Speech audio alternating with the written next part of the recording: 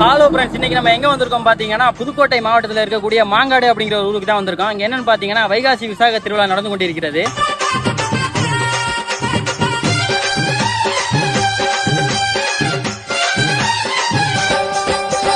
விலகு விலகு விலகு விலகு அம்மா வரா விலகு.